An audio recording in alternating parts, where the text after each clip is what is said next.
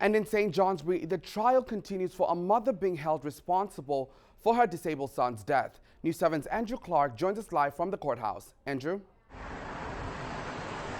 Thank you, Victor. At around 2:30 this afternoon, the jury began deliberation. At about 4:30 in the afternoon, they decided to break for the evening, picking it back up tomorrow morning. Good afternoon. Please be seated. The final day of the trial, where a Hardwick mother is being accused of killing her 13-year-old son, concluded today. State has nothing further, Your Honor. Back in 2014, Robitaille and her boyfriend Walter Richters were drinking when Robitaille's son was becoming stressed out. He was given roughly a shot of alcohol to help him calm down before he went to bed. Is it reasonable to give a 13-year-old vodka? Later that night, Robitaille went to check on her son Isaac and found him dead. The morning was spent with one final testimony concerning alcohol in the average male body and Robitaille's son. We're never going to know is how sensitive he would be to the sedating effects of alcohol. The early afternoon was spent with closing arguments. This woman gave her dependent, disabled son 80 proof vodka. They killed him. There is a possibility that alcohol did not cause Isaac's death. The only legal verdict is not guilty.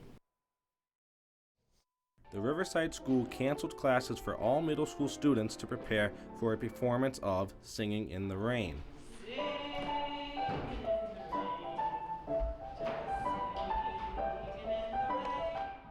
They do it every year that the whole middle school shuts down to come in and everyone puts their effort either into props, sets, or they're on stage acting the whole time. Working on the play not only gives students a chance to sing and dance live on stage, it also gives them an opportunity to develop leadership skills. Everybody gets to work together, and so days when people are at rehearsal, the people who aren't at rehearsal will be down here or somewhere else working to help make the play. One person is in charge of the props, and then they help lead all the other students in that. And this year, actually, because myself and the director, Peter, don't know how to dance, we have one student who volunteered to do a lot of the choreography, so she's leading by doing that. While the kids look at it as classes being canceled for the week, in reality, the classroom has just moved to a different stage.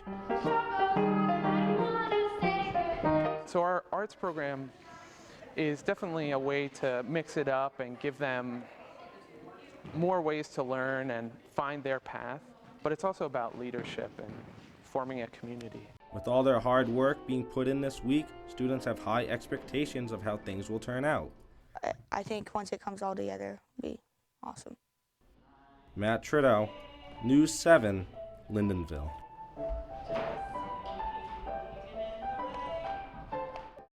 Today we take a minute to recognize seniors who are playing in their last home game, but also recognize them for all they've done in supporting our program along with the support of their parents. It was senior night for both the St. Johnsbury and Essex boys soccer teams as the two took the field in an end-of-the-season matchup. St. J senior captain Angus McAndrews believes their success lies in their closeness. We're very tight. I think that our motto before every game, our chant is family, and I think that's what we are. So we're a very tight group of boys that are almost brothers and family. With only one regular season game left before playoffs, Coach Stephen Levesque knows that having a close-knit group of seniors is a strong asset to have. I think when it comes to playoffs, it's all about experience, and our seniors have been here for a while, and they know every year since they've been here that we've gone past the second round, in the third round, some of them. So just the experience they bring and knowing what to expect when we get to playoff time, it's win or go home. The playoffs come tough opponents, but Coach Levesque knows that the boys don't have to do anything other than play their game, and they'll be successful. For the playoffs, I just want my guys to play hard and compete, and the seniors can set the example for that.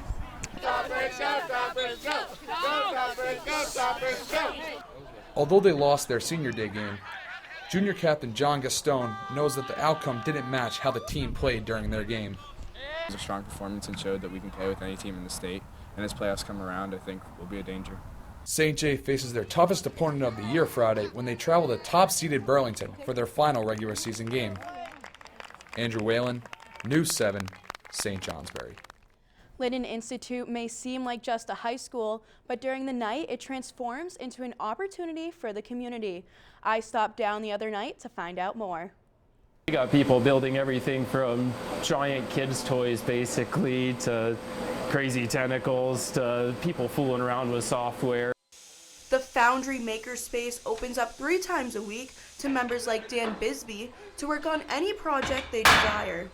I am rebuilding the giant Newton's cradle that we used last summer for some kids programs. So these are the 4x4s that are the top, and they've got the hooks on them that the bowling balls are going to hang from. And this is some aluminum extrusion that I had at home from another project. And that's going to give me the feet and the cross members. So now I got to get the cables and the balls. Now I put the bowling balls and the cables on it. This project that I'm working on right now is kind of cool. I've also made some bowls out of some cherry burls that I found in the woods behind my house.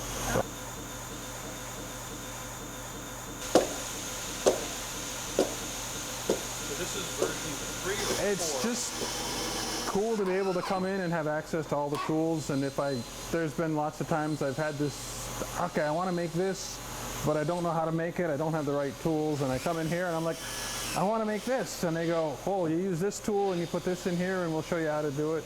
The Foundry offers many different types of opportunities, from woodworking, sculpting, and building electronics, while also building relationships along the way from anyone between fathers and sons, and also young and old community members. This basically works on a social level, so the more the better, because you get even a greater cross-section of talents or experiences. The Makerspace is where crafting and community go hand in hand. Jessica Goldbrand, News 7, Lyndonville.